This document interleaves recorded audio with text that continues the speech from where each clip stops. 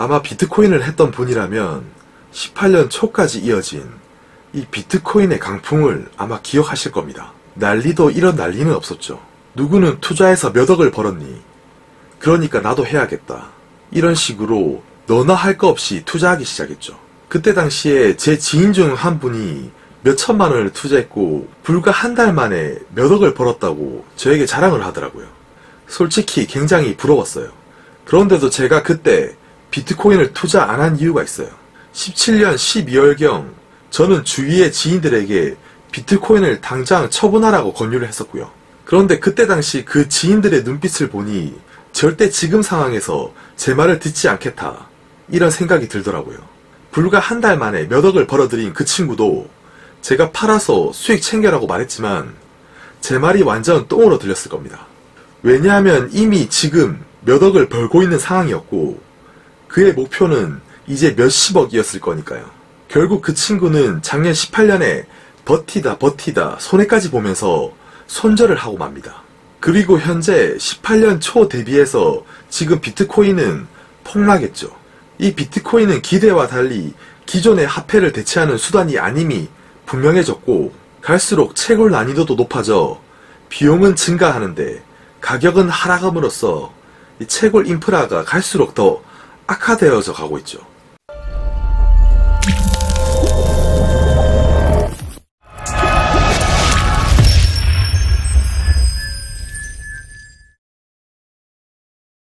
안녕하세요, 깍시 인사드립니다. 일주일에 덜도 말고 더도 말고 딱 30분만 제 영상에 투자해보십시오. 구독자분들의 경제관념을 저 깍시가 바뀌게 해드릴 자신이 있습니다. 그러기 위해선 이 구독과 좋아요는 정말 영상이 유익했다면 눌러주시면 감사하겠습니다. 그럼 과거 비트코인은 도대체 왜 올랐을까요? 그리고 왜 한동안 폭등만 하던 비트코인이 왜 폭락했을까요? 이 원초적인 궁금증에 대해서 저는 시장에서 이 힌트를 찾아야 된다고 생각합니다. 저는 그때 당시에 비트코인은 일절하지 않았고 대신 기술주의 상승을 예견하고 미국의 엔비디아 주식을 매입했었고요. 그래서 사실 그때 당시에는 이 비트코인에 다소 일찍 들어간 분들이 불과 몇 달 만에 100%가 넘는 수익을 내는 걸 보면서 많이 부러웠습니다. 이런데도 불구하고 비트코인의 비중을 늘리지 않았던 이유는 첫 번째로 그때 당시 17년 12월에 이 시카고 거래소에서 이 버블의 정점에서 선물 거래를 상장시킵니다. 그러고 뉴스에서 이런 말을 하죠. 미국의 선물 거래 개시로 추가 가격 상승 베팅이 많고 이건 분명히 호재니까 지금 시작해도 절대 늦지 않다. 그런데 한번 생각해 봅시다. 미국 놈들이 왜 비트코인을 선물 거래에 상장시킬까요? 그건 단연 공매도를 이제 실시하겠다는 뜻입니다. 공매도가 뭔지 아시죠? 이 비트코인을 미국의 선물 거래에 상장시키면서 저는 지금까지는 비트코인으로 오르기만 해서 돈을 벌었지만 이제는 주가를 내리면서 돈을 벌겠다는 뜻으로 저는 받아들였었고요. 물론 저의 접근이 맞을 수도 있고 안 맞을 수도 있지만 결과는 사실상 맞는 게 되었죠. 사실상 비트코인은 공매도라는 게 없죠. 말 그대로 시카고 거래소 선물 상장의 의미는 버블의 끝점에서 이제는 하락하는 길에도 이 미국 놈들은 공매도로 돈을 벌겠다는 뜻이 되는 겁니다. 결국 일반 개미들에게는 돈 한 푼도 넘겨주지 않으려 하는 상당히 사악한 놈들이란 거예요. 그리고 이 미국 놈들은 대단하기도 하지만 온갖 제도 및 제재 수단을 만들어 자기들의 이익을 최대한 실현하기 위해 이 개별 국가들을 마치 ATM기 기기로만 보는 놈들이라는 겁니다. 그래서 저는 항상 이 시장이 주는 뉴스를 그대로 받아들이면 큰 낭패를 보게 된다고 생각하고 있어요. 물론 메이저들의 움직임을 정확하게 알 수는 없으나 그 숨은 힌트를 정확하게 찾아서 받아들여야 된다고 생각합니다. 그리고 두 번째, 이 비트코인을 포함한 가상화폐는 인류 역사상 가장 많은 계산을 필요로 하는 발명품인 셈이죠. 비트코인의 시스템을 유지하기 위해 지구 에너지를 염려해야 될 정도로 많은 전력을 사용하여 계산을 해왔는데 이런 계산을 하고도 또 빠르게 하기 위해서는 이 첨단 기술 제품이 사용되는 법이에요. 오죽하면 비트코인 채굴에 사용되는 전력이 한 국가의 소비량과 비슷하다고 할 정도입니다. 전 세계 혹은 각 국가의 정치인들이 이런 비트코인을 과연 정상적으로 볼까요? 이런 비정상적인 에너지 소모량을 과연 미국이나 기타 정부의 정상들이 가만 냅두겠냐는 겁니다. 그리고 4차 산업의 성장을 빌미로 이런 기술주와 비트코인의 성장이 인공지능, 빅데이터, 자율주행 자동차, 그리고 4차 산업에 기인하기 때문에 앞으로 전망이 유망하다는 소리를 끊임없이 해오고 있고, 아직도 그렇게 다들 생각하고 있는 분들이 많은 것 같아요.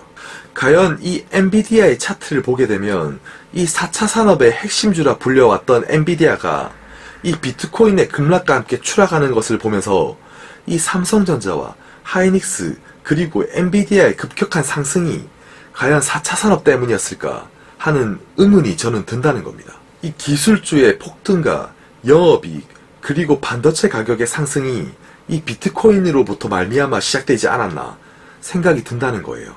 비트코인 채굴로 인해 반도체 및 그래픽카드 가격은 지속적으로 상승을 하게 되고, 이 만들어 파는 족족 높은 가격을 받게 되니까 아무리 뻘짓을 해도 그동안 사상 최대 이익을 이 삼성전자나 하이닉스, 엔비디아를 비롯한 이 기술주들이 이익을 실현한 거란 말입니다.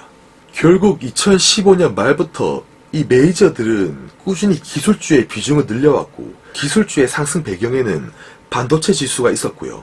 이 반도체 지수 상승의 배경에는 비트코인이 저는 한몫했다고 보고 있어요.